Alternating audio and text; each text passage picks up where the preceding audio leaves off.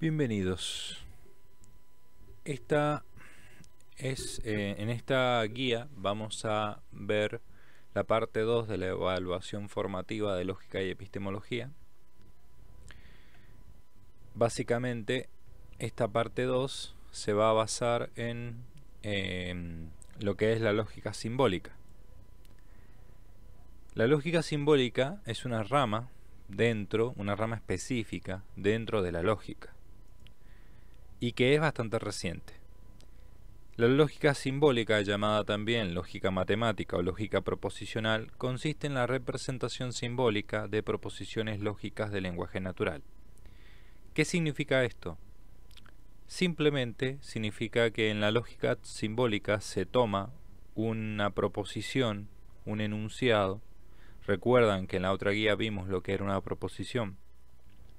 Recuerdan la proposición, por ejemplo, la casa es grande. Cuando yo digo la casa es grande, esa proposición, lo que hace la lógica simbólica es transformarla o asignarle a toda esa extensión, la casa es grande, una letra. Se le asigna una letra. En vez de decir la casa es grande, se dice P, o Q, o R, o S, o cualquier letra.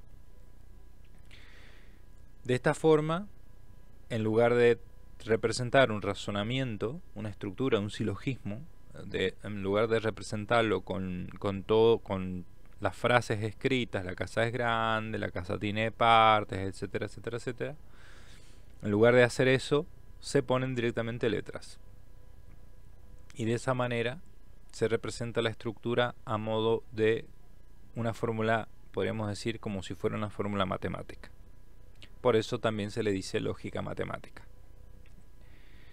Esta forma de hacer lógica se desarrolla en el contexto del neopositivismo lógico. Este movimiento se consolidó en la década de 1929 con la formación del llamado Círculo de Viena. El Círculo de Viena, fundado en 1929 por Moritz Schlick, prácticamente era un círculo de intelectuales, matemáticos, filósofos, científicos, que tenían lo que se va a conocer como una visión científica del mundo, también conocida como una visión cientificista. Ellos insistían en que solo podía ser científico aquello que yo podía comprobar con la observación y experimentación en la realidad. Es decir, que yo solo podía emitir un enunciado, una proposición, es decir, yo podía expresar un hecho de la realidad siempre y cuando eso que yo dijese fuera absolutamente comprobable por la realidad. ¿Se acuerdan que cuando yo les decía una proposición es la que puede ser tomada como verdadera o falsa? Porque yo puedo comprobar en la realidad si es verdadera o falsa. Bueno, va a ser este movimiento el que va a insistir en eso. Pero ellos van a ir a un extremo, ellos van a decir que entonces cualquier otra cosa, cualquier otro tema que no cumpla este requisito de que pueda ser comprobado por la realidad como verdadero o falso, entonces va a ser algo sin sentido, va a ser algo que no tiene sentido. O sea, ellos van a irse a un extremo. Eso significaría que la lengua, por ejemplo, que la literatura no es una ciencia, por ejemplo, significaría que el arte nunca podría ser considerado ciencia. O sea, no podrían haber estudios del arte, por ejemplo. Una ciencia del arte es el estudio que se estudia el arte, por ejemplo. No podría existir eso. Para ellos era como que todo, digamos, las ciencias duras eran las únicas que podían tener validez. Digamos, era un grupo en este sentido que tenía una visión extrema. Sin embargo, tuvo mucho impacto porque, curiosamente, esa es la imagen que solemos tener, ¿no?, de la ciencia. Cosa que la ciencia es mucho más amplia en realidad. E incluso hoy en día eso está en discusión. Pero bueno, estos temas son propios del campo de la epistemología y lo van a ver en las partes 3 y 4 que tiene que ver con la epistemología. Solo nos interesa ahora conocer que de estos contextos es donde se desarrolla la lógica simbólica. Entonces yo acá les pongo algo de información con respecto a eso. Por ejemplo, el Círculo de Viena consideraba a Einstein, Russell, Wittgenstein representantes eminentes de la concepción científica del mundo, aunque ninguno de ellos fue miembro de este círculo. Einstein representaba a la nueva física. Ludwig Wittgenstein cuya obra principal fue el Tractatus Philosophicus, realiza un análisis lógico del lenguaje. Este considera que las proposiciones pueden definirse como la representación lógica de los hechos. Esto va a ser clave porque Wittgenstein va a ser un gran filósofo del lenguaje, pero él va a decir que en su obra Tractatus Lógico-Filosóficos, curiosamente él después va a publicar otra obra que como que va a profundizar más y por ahí van a ver cosas que, bueno, el caso es que el Círculo de Viena tomó principalmente solo este tratado que él escribió y bueno, eso también y por eso los llevó a esa interpretación cientificista del mundo, pero no nos vamos a meter mucho en eso. El caso es que Wittgenstein va a decir que una proposición es la representación lógica de un hecho. Y acá está de nuevo esto, ¿no? Si yo digo una proposición, esa proposición, la casa es grande, representa un hecho de la realidad, que hay una casa que es grande. Y si yo digo una proposición que no puede ser aplicada a la realidad, por lo tanto entonces va a decir esa proposición no tiene sentido. Bueno, más o menos por ahí va la cosa. No se preocupen, esto yo se los cuento como para tener una idea. ¿Qué es lo que nos importa de esto? Es que en estas proposiciones donde se representa la lógica de los hechos, establecemos una relación de conveniencia o no entre los términos. ¿Se acuerdan que esa relación de conveniencia o no entre los términos significa simplemente que yo puedo decir esta proposición es verdadera o falsa? Simplemente eso. Significa que yo puedo decir algo, afirmar algo o negar algo de algo. Todavía no entra lo verdadero y falso, sino que yo puedo decir que algo conviene a algo o no. Por ejemplo, la casa es grande. Eso de que es grande conviene al término casa. O la casa no es grande, quiere decir que es grande, en este caso no conviene al término casa. Y después a partir de ahí se verifica si es, se puede aplicar si es verdadero o falso. Pero bueno, no los quiero confundir. Lo que nos interesa es que Wittgenstein va a decir que estas proposiciones pueden ser atómicas o moleculares. Por lo general, en la mayoría de los ejemplos que hemos estado viendo en la otra guía, hemos utilizado proposiciones atómicas. Por lo general, una proposición atómica es simplemente una proposición que es simple, que es, por ejemplo, decir Sócrates es filósofo. Podría ser, por ejemplo, el gato es negro o la casa es grande.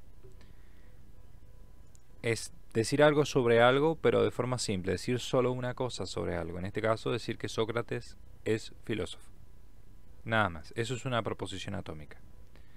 Después, las proposiciones moleculares se conforman a partir de las atómicas, es decir, que las moleculares son proposiciones que están compuestas por proposiciones atómicas. Y acá en el ejemplo vemos la proposición atómica Sócrates es filósofo y tiene un añadido. Ese añadido se hace por la conectiva y, que es una conjunción. Y se añade información. Y además de ser filósofo, es maestro de Platón. Cuando yo digo Sócrates es filósofo y es también maestro de Platón, estoy uniendo dos proposiciones atómicas. Y por lo tanto a esto se le dice proposición molecular. Es decir, yo podría decir Sócrates es filósofo y abajo poner Sócrates es maestro de Platón. En vez de decir así dos proposiciones, digo una y las uno con esta conectiva I, las uno y formo una sola proposición que dice ambas cosas. Sócrates es filósofo y es maestro de Platón. A eso se le llama proposición molecular. La posibilidad de reducir una teoría de enunciados atómicos es lo que permite su verificación. ¿Qué significa esto? ¿Para qué Wittgenstein hizo esta distinción entre atómicas y moleculares? Porque si yo tengo en un discurso,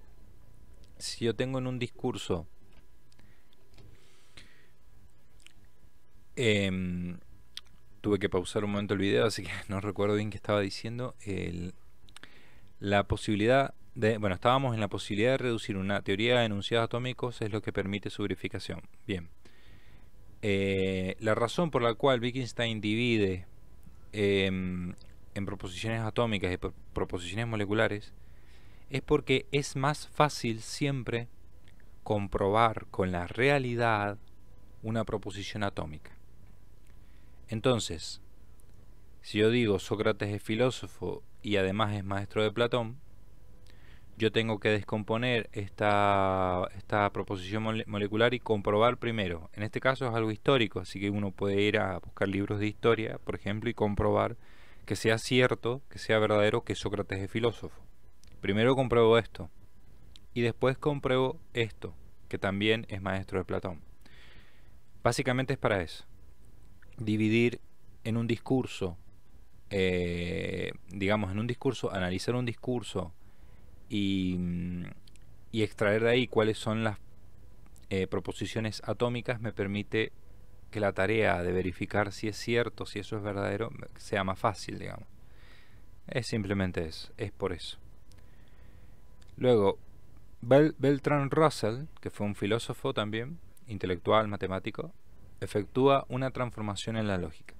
La lógica simbólica, proposicional o matemática, es la que va a procurar los métodos y el instrumental necesario para la transformación del pensamiento que permitirá brindar una visión científica del mundo. Entonces, Russell, Whitehead y Frege fueron los que construyeron la lógica sobre bases enteramente matemáticas.